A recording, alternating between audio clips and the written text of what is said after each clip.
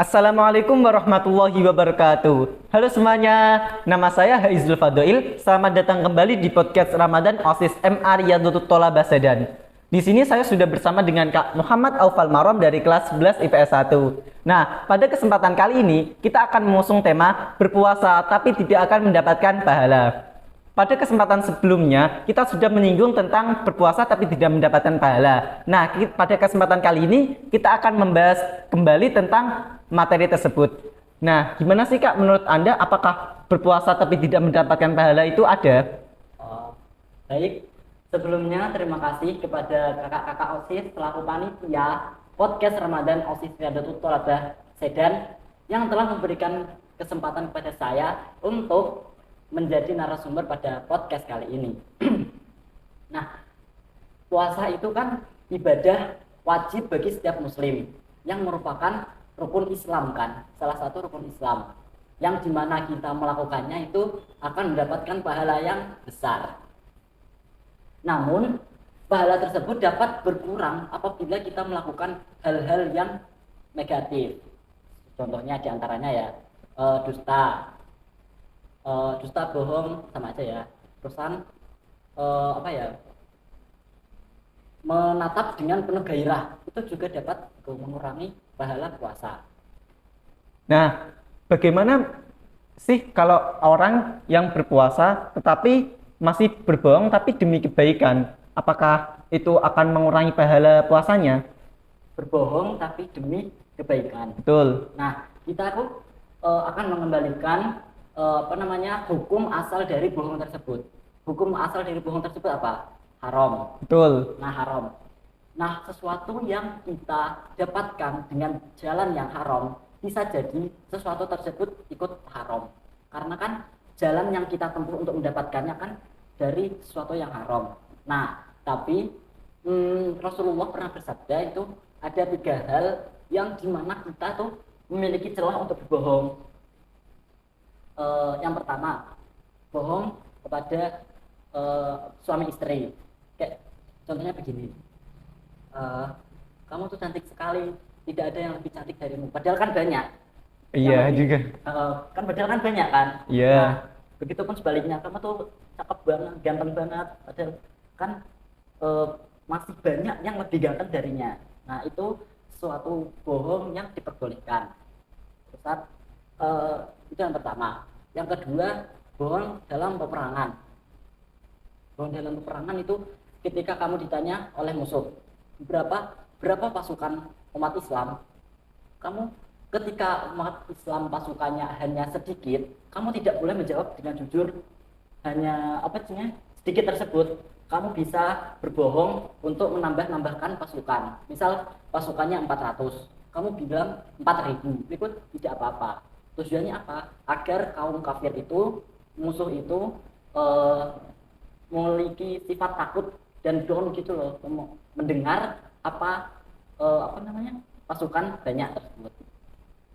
Ini yang kedua. Yang ketiga, berbohong untuk mendamaikan ya.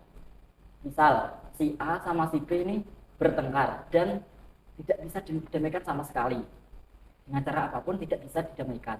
Nah, kamu sebagai penengah itu dengan cara begini, kamu ngomong si A. Nah, pertama ngomong si A begini, si A, si B itu sebenarnya menyesal banget loh padahal sama kamu. Terusan kan itu kan berbohong kan. Nah, itu diperbolehkan. Terus kedua kamu ngomong sama si B, si A itu sebenarnya juga menyesal sekali ingin berdamai denganmu. Nah, akhirnya kalau mereka bertemu, mereka kan akan berdamai kan. Nah, itu betul. Salah satu 3 yang diperbolehkan untuk ada celah kita untuk berbohong. Itu menurut sabda Rasulullah. Jadi ketika orang yang berbohong demi suatu kebaikan itu diperbolehkan mengenai hal 3 tersebut. Ya. Nah, selanjutnya apakah ketika orang yang membicarakan tentang keburukan orang lain tanpa menyebutkan namanya, apakah orang tersebut melakukan ghibah atau tidak? Kita kembalikan ke orangnya. Misal ada 2 orang yang membicarakan keburukan orang lain, namun satu sama lain itu tidak mengerti siapa yang dibicarakan itu tidak termasuk gibah, karena ya yang dibicarakan kan yang satu itu mikirnya si A, yang satu mikirnya si B. Nah, kan itu sangat sangat berbeda, kecuali kalau dua orang ini tidak menyebut nama tapi tahu mereka frekuensi dan tahu yang dibicarakan itu si B. Nah, jika mereka membicarakan hal buruk maka itu hukumnya gibah. Kalau mereka membicarakan hal baik ya tidak gibah. Berarti itu tidak bisa saja gibah, bisa saja tidak gibah. Ya kita kembalikan ke orangnya. Oke, nah kita kan sering mendengar sih nih kalau ada orang yang berpuasa terus marah itu puasanya batal. Apakah itu emang benar? Kalau marah membatalkan puasa itu salah, tapi kalau marah mengurangi pahala puasa itu baru benar.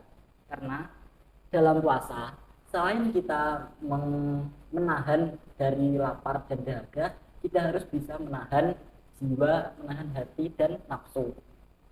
Kayak marah kan itu kan juga termasuk nafsu kan. Jadi kita iya.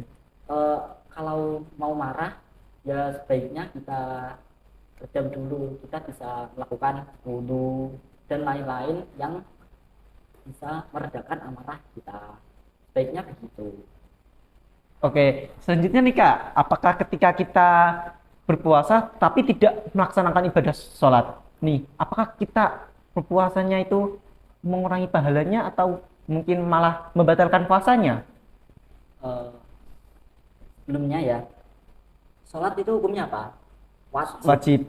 Nah, sedangkan puasa juga wajib. Mereka sama-sama wajib yang kita sendiri pun harus melakukannya. Kan mereka juga rukun Islam kan, termasuk dalam rukun Islam. Iya. Nah, kalau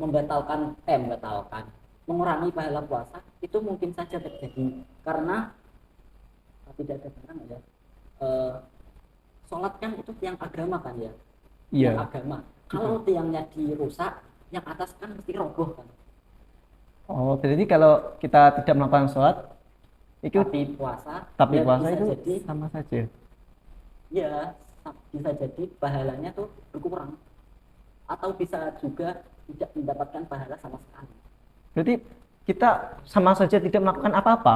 Iya, ya dapat dahaga sama laparnya doang. Sia-sia juga ya Iya, puasa kita itu. karena sholat itu tiang agama yang pertama ditanyakan di akhirat itu apa? Sholat. Tidak puasanya, sholatnya yang ditanyakan pertama. Jadi untuk teman-teman jangan sekali-kali meninggalkan sholat dan meremehkan sholat ya. Ini sering terjadi soalnya yang meninggalkan puasa, yang berpuasa, meninggalkan sholat itu sudah menjadi suatu hal yang biasa gitu. Suatu hal yang biasa gitu loh, seperti pacaran.